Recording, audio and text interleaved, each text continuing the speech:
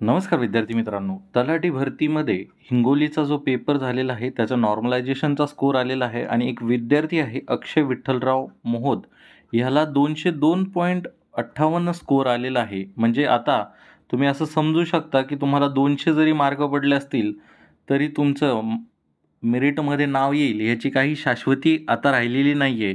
मी पहिले पण व्हिडिओमध्ये सांगितलं होतं की ह्याचा कट ऑफ 165 प्लसच राहील, पण भरपूर विद्यार्थ्यांनी मला खाली कमेंटमध्ये निगेटिव्ह कमेंट्स दिल्या होत्या.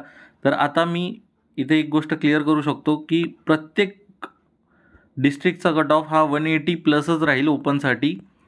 मोस्ट प्रोबॅबली हा 190च्या आसपास राहण्याचे जास्त चान्सेस आहेत. जर तुमच्या डिस्ट्रिक्टमध्ये कमी लागला तर तुम्ही खूप लकी आहात.